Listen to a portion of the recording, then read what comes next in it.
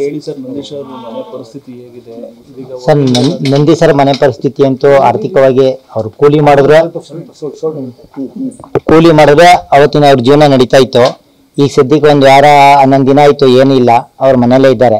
ಅಂದ್ರೆ ನಮ್ಮ ಮನೆಯಲ್ಲಿ ಕೆಲಸ ಮಾಡ್ಕೊಂಡು ಇದ್ರು ತಂದೆ ತಾಯಿ, ಅವ್ರಿಗೂ ಸುಧಾ ನಮ್ಮ ಮನೆಯಲ್ಲೇ ಇದ್ದದ್ದು. ಇತ್ತೀಚೆಗೆ ಆತ ಬೆಂಗಳೂರಿಗೆ ಹೋದದ್ದು. ನಾವುಗಳು ಡಿವೈಡ್ ಆದಾಗ ತಾನೇ ಗೊತ್ತಿದೆಯಲ್ಲ ಅವೆಲ್ಲ ಆಯ್ತು. ಅವರು ಬೆಂಗಳೂರಿಗೆ ಹೋಗಿ ಸೇರ್ಕೊಂಡು ಸರ್, ಏನಿದ್ರೆ ಕೂಲಿ ಮಾಡ್ಕೊಂಡಿದ್ರು ಹೋಯ್ತಿದ್ರು.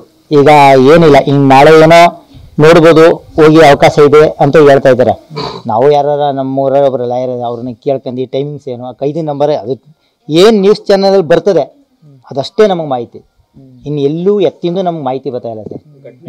ಶಿವರಾಮ್ ಎರೆಹುಳ ಗೊಬ್ಬರ ಬಿಸ್ನೆಸ್ ಮಾಡಿ ತಿಂಗಳಿಗೆ 2.5 ಲಕ್ಷ ಗಳಿಸ್ತಿದ್ದಾರೆ. ನೀವು ಕೂಡ ಅವರಿಂದ ಕಲಿಬೇಕಾ?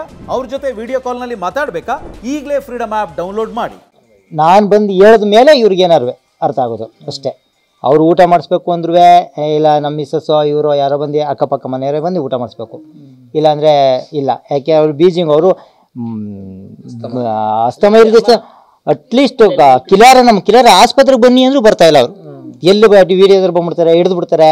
ನಂಗೆ ಬೇಡ ಅನ್ಕಂಡು ಅಲ್ಲಿ ಮಾತ್ರೆ ನಮ್ಮದೇ ಒಬ್ಬರು ಸಿಸ್ಟರ್ ಅವರೇ, ನಮ್ಮ ಅಕ್ಕ ಮಗಳೇ, ಅವಳೇ ಬಂದು ನೋಡಿ ಸ್ವಲ್ಪ ಏನೋ ಅಡ್ಜಸ್ಟ್ಮೆಂಟ್ ಮಾಡಿ ಟ್ರೀಟ್ಮೆಂಟ್ ಮಾಡಿ ಹೋಯ್ತಾ ಇದ್ದಾನೆ. ಮಾತ್ರೆ ಇದ್ರೆ ಕೊಡ್ತಾಳೆ, ಇಂಜೆಕ್ಷನ್ ಮಾಡಲ್ಲ.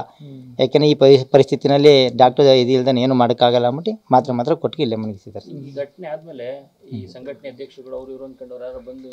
ಇಲ್ಲ ಸರ್, ಯಾವುದೇ ಸಂಘಟನೆಯವರು ಬಂದಿಲ್ಲ. ನ್ಯೂಸ್ ಚಾನಲ್ ಹೊರತುಪಡಿಸಿದ್ರೆ ಯಾವ ಸಂಘಟನೆಯವರು ಬರಲಿಲ್ಲ. ಈ ಕಡೆಗೆ ದರ್ಶನ್ ಅಭಿಮಾನಿಗಳು ಬರಲಿಲ್ಲ, ಅವರ ಆಪ್ತ ಬಳಗನೂ ಬರಲಿಲ್ಲ, ಯಾರೂ ಬಂದಿಲ್ಲ ಸರ್, ಒಬ್ಬರೂ ಬಂದಿಲ್ಲ. ನಾವುಗಳು ಬರ್ತಾ ಇದ್ದೀವಿ, ಊರಿನವ್ರು ಬರ್ತಾ ಇದ್ದಾರೆ, ಧೈರ್ಯ ತುಂಬ್ತಾ ಇದ್ದಾರೆ, ಅದು ಅಷ್ಟೇ ಸರಿ ಇರೋದು.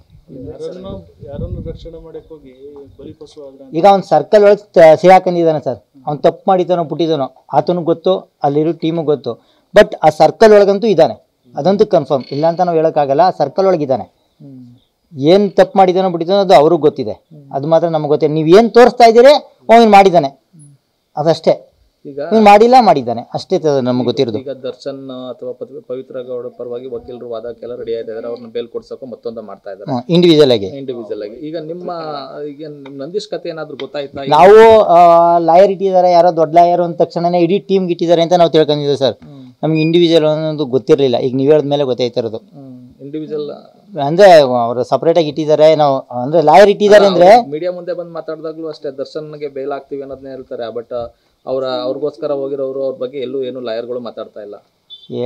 ನಾವು ಇಡೀ ಟೀಮ್ಗೆ ಮಾಡ್ತಾರೆ ಅಂತ ನಾವು ತಿಳ್ಕೊಂಡಿದ್ದೀವಿ ಸರ್. ಈಗ ನಾಳೆ ಹೋಗಿ ಆ ವ್ಯಕ್ತಿನೇ ಕೇಳ್ಬೇಕು. ಈಗ ನಾವು ಏನಾಗಿದೆಯಪ್ಪ, ಏನಾರ ಇಲ್ಲೇನಾರ ಯಾರೋ ಹೆಲ್ಪ್ ಮಾಡ್ತೀನಿ ಅಂತ ಹೇಳಿದಾರೋ ಏನು ಅಂತ ಅದನ್ನ ಕೇಳ್ಕೊಂಡು ಇಲ್ಲ ಅಂದ್ರೆ ನಾವು ಈಗ ಮುಂದುವರಿಬೇಕು ಸರ್. ನಾವು ಊರ್ನವರು, ನಮ್ಮ ಅಣ್ಣ ತಮ್ಮದಿರೋ ನಾವೆಲ್ಲ ಕೂಡಿ, ಯಾಕೆಂದ್ರೆ ಮಾತಾಡ್ಬಿಟ್ರೆ ಆಗಲ್ಲ, ಚಲಾವಣೆ ಇಲ್ದೇನೆ ಏನೇನೂ ನಡೆಯಲ್ಲ. ಲಾಯರ್ನ ಕಾಂಟ್ಯಾಕ್ಟ್ ಮಾಡೋಕ್ಕಾಗಲ್ಲ. ನಾಳೆ ಹೋಗ್ಬೇಕು ಅಂತ ತೀರ್ಮಾನ ಮಾಡಿದ್ದೀವಿ. ಯಾರೋ ವೆಹಿಕಲ್ ಕೊಡ್ತೀನಿ ಅಂತ ಹೇಳಿದ್ದಾರೆ. ಇವರು ಬಸ್ಸಲ್ಲಿ ಕರ್ಕೋಗೋಕ್ಕಾಗಲ್ಲ ಸರ್, ಬಸ್ಸಲ್ಲಿ ಕರ್ಕೋರು ತುಂಬ ಹಿಂಸೆ ಆಗ್ತದೆ. ಅದಕ್ಕೆ ಡೀಸೆಲ್ಗೆ ನಾವೇ ನಮ್ಮ ಹುಡುಗರು ಡೀಸೆಲ್ಗೆ ಅಡ್ಜಸ್ಟ್ ಮಾಡ್ಕೊಂಡು ನಾಳೆ ಕರ್ಕೋಗ್ಬೇಕು ಅಂತ ಇದ್ದೀನಿ. ನಾನು ಸೋಮವಾರವರೆಗೂ ಟೈಮ್ ಕೊಡಿ, ಎಲ್ಲ ವಿಸ್ತಾರವಾಗಿ ತಿಳ್ಕೊತೀನಿ ಅಂತ ಹೇಳಿದೆ. ಅವರು ಆಗಲ್ಲ ಅಂತ ಇದ್ದಾರೆ. ಅವರು ನೈಟ್ ಲಾಯರ್ ಊರಿಗೆ ಬಂದಾಗ ಆತನ ಹತ್ರ ಮಾಹಿತಿ ತಿಳ್ಕೊಬೇಕು. ಅಲ್ಲಿ ಹೋಗ್ಬೋದಾ, ಹೆಂಗೆ, ಏನು ಟೈಮಿಂಗ್ಸ್ ಏನು, ನಮಗೇನು ಗೊತ್ತಿಲ್ಲ. ರೂಟೇ ಗೊತ್ತಿಲ್ಲ, ಓದಾರಲ್ಲ. ನಾವು ಒಂದಷ್ಟು ದಿನ ಕೋರಮಂಗ್ಲ ಏರಿಯಾ ವರ್ಕ್ ಮಾಡ್ತಿದ್ವಿ ಅಷ್ಟೇ. ಬಟ್ ಆ ಕಡೆ ನಮ್ಗೆ ಅದನ್ನ ನಾವು ಯಾಕೆ ಸರ್ ಆ ಕಡೆ ಅವೆಲ್ಲ ಏನೇನು ನಮ್ಮ ಕೆಲಸ ಆಯಿತು ನಮ್ಗೆ.